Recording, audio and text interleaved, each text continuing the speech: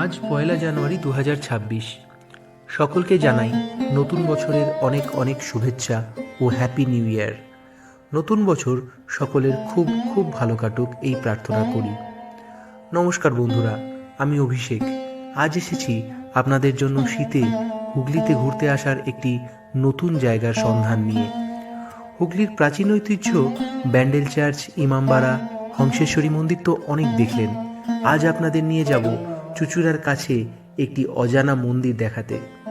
বলবো আপনাদের আমার আজকের গল্প। জানতে হলে থাকতে হবে শেষ পর্যন্ত, দেখতে হবে আমার পুরো video. Welcome to travel India. Travel ইন্ডিয়ায় সবাইকে স্বাগত জানাই। আজ আমরা সপরিবারে পৌঁছে গিয়েছিলাম হুগলির কামদেবপুরে শ্রীরামকৃষ্ণ সারদা আশ্রমে। চুঁচুড়ার খুব কাছে দিল্লি রোডের ঠিক ধারেই তৈরি হয়েছে এই আশ্রম। আমার বাড়ি যেহেতু হুগলিতেই, তাই আমরা স্কুটি নিয়েই চলে গিয়েছিলাম এই আশ্রম দর্শন করতে। আজ দিনটাও ছিল একটা বিশেষ দিন, শ্রীরামকৃষ্ণের কল্পতরু দিবস। তাই এই জায়গাটাই বেছেছিলাম আজকের গন্তব্য হিসাবে। আশ্রমের গেট দিয়ে ঢুকতেই বাঁধানো রাস্তা দুধারে সজ্জিত শীতকালীন ফুলের বাহার আপনার মন ভালো করে দেবে।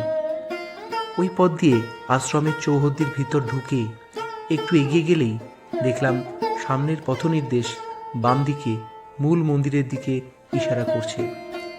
সেই পথে পা বাড়াতেই উপরের দিকে মন্দিরের চূড়া দেখতে পাওয়া গেল।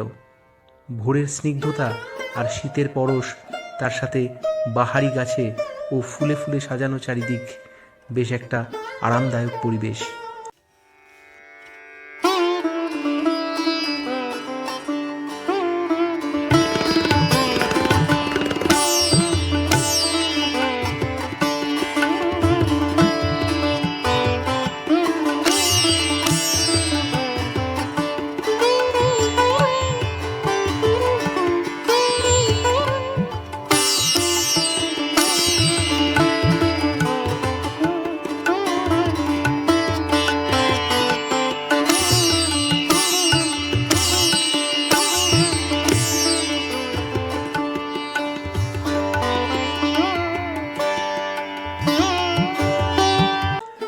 মন্দিরের সামনে টালি বাঁধানো চওড়া উঠোন, স্থানে স্থানে বসবার জায়গা করা।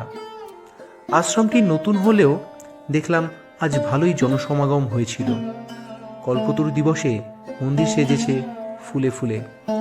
ভিতরে প্রবেশ করলাম দর্শন করতে। লম্বা নাট মন্দিরে ভক্তরা বসে আছেন। ভিতরে অদ্ভুত নিস্তব্ধতা বিরাজ করছে। সামনে সেগুন কাঠের সিংহাসনে বিরাজ করছে ঠাকুরমা ও স্বামীজির ছবি।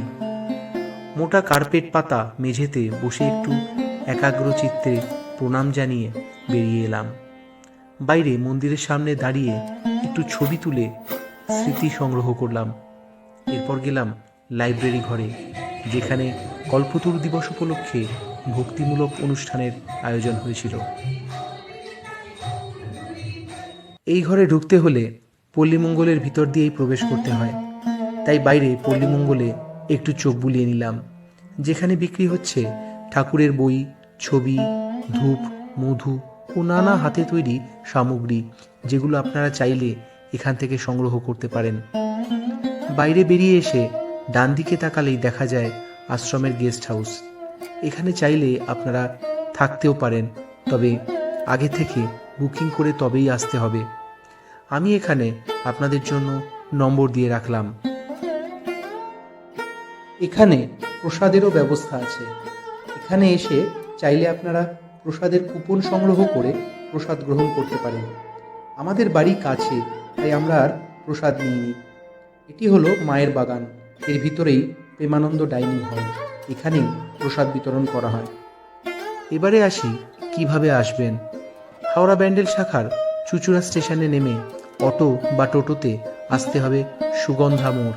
সেখান থেকে টোটোতে মাত্র ৩ কিলোমিটার কামদেবপুরের এই আশ্রম।